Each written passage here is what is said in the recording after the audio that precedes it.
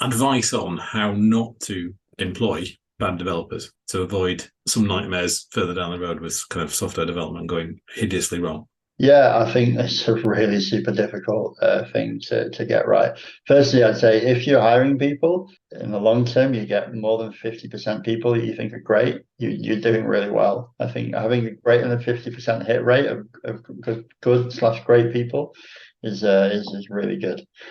And then the other thing is hire for potential. Yeah. And it's really hard, right? Try and hire for where you think someone could be rather than where you think they are right now. And don't be afraid of hiring people who are going to challenge you, in whether that's asking difficult questions, bringing in new ideas and technology, and because it's really valuable, right?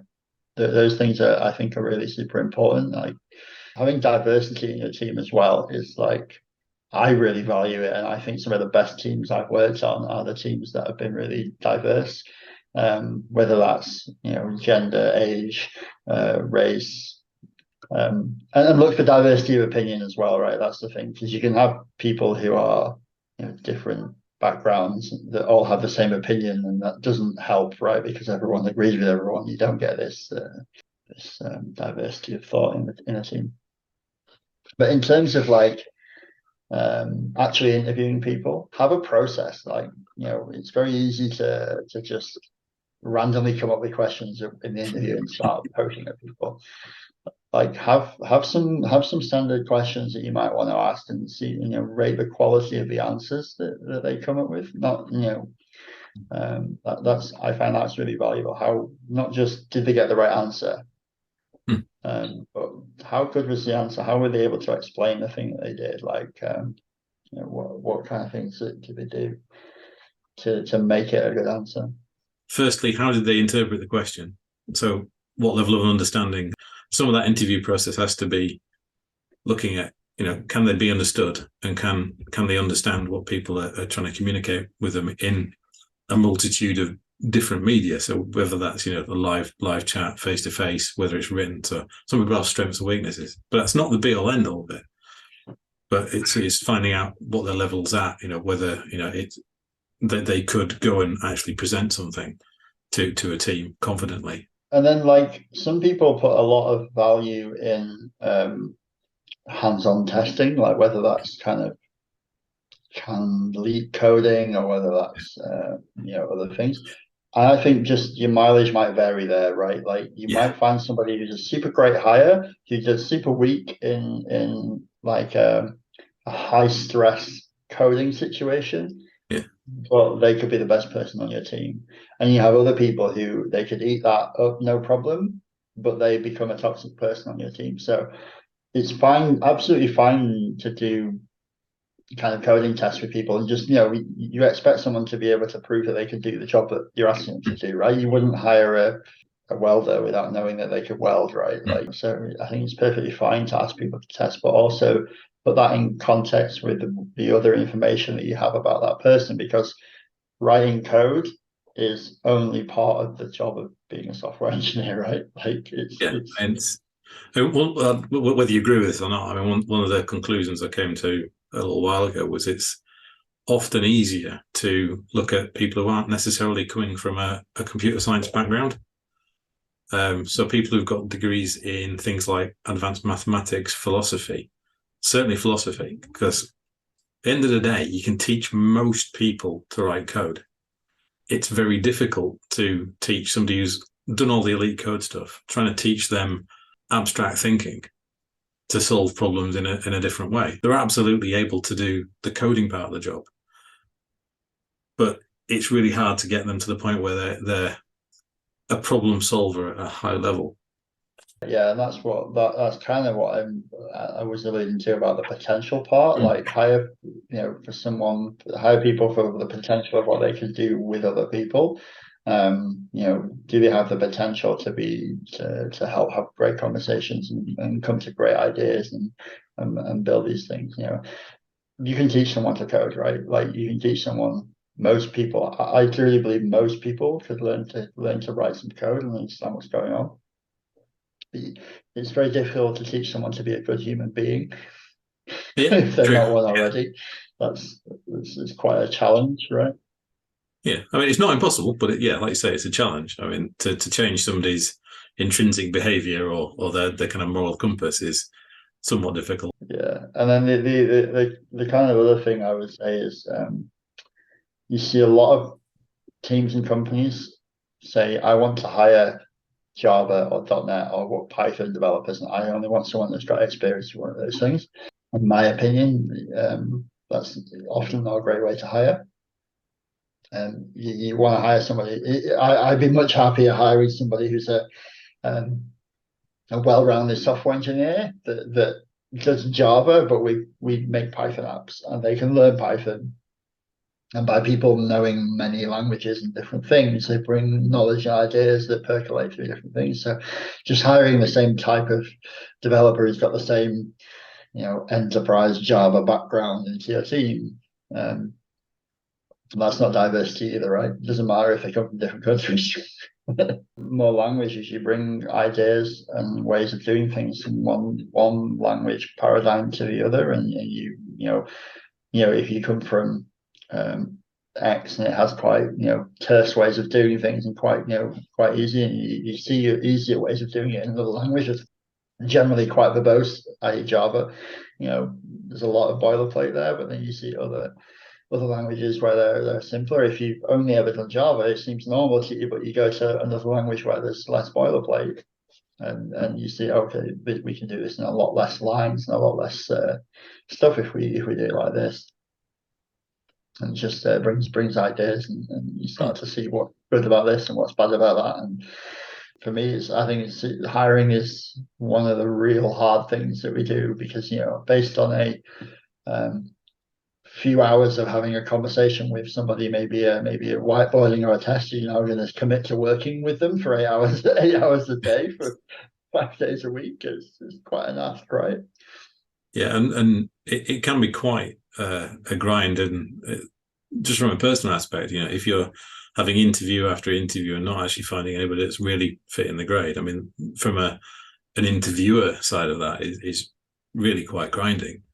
And a lot of people don't realize there's there's some people who go out and complain that they've applied for hundreds and hundreds of jobs, but I mean, there are people who sat trying to recruit for one job and are seeing hundreds and hundreds of people.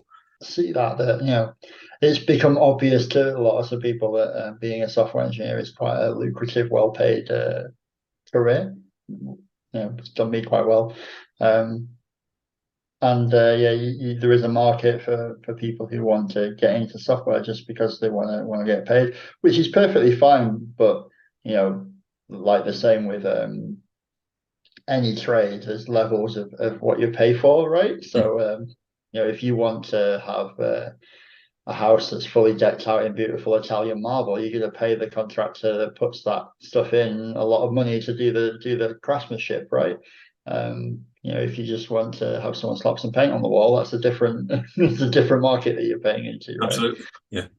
I mean, it actually gets scary when I sort of look back at my career. I mean, I have literally been writing code in one way or another for nigh on 30 plus years, which is kind of scary. I don't necessarily subscribe to that idea that to be a great developer, you have to spend your evenings and weekends breathing code. I think that a lot of great developers do that, and that's perfectly fine. But I think you can be a great developer and apply great craftsmanship and have great knowledge and work it as a normal 9 to 5 job, right? You don't have to be. Yeah.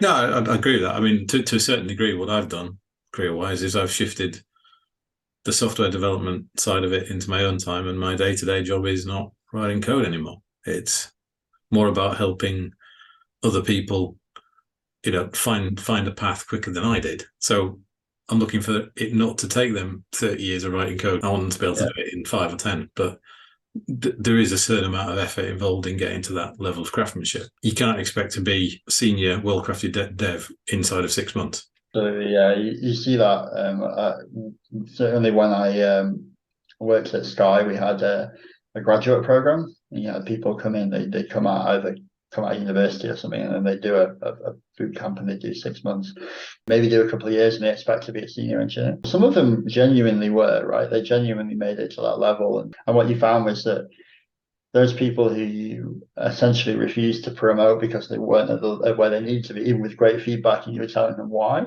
they would go, yeah, but XYZ is going to give me maybe a senior developer in their company, and so you should, and they would, genuinely go and be a senior developer at that company. It's like that's the difficult challenge, is you see people progress. There's a non-linear expectation, right? And I think in the industry, your first few years of learning are worth more in terms of salary than often what we do inside of a company to help. As you come into a company as a graduate, your first couple of years, you learn so much that your value as an employee goes up so hugely that when you transfer to another company, you can command a much higher wage. But we don't often in companies increase their wage based on the value that they're now delivering, right? So those first 2 to 3 years, they're going to gain so much experience and go from being contributing with the help of others to being an individual contributor that can do things on their own. The value they deliver goes up, way more than maybe the couple of percentage points that they might get inside of a big company.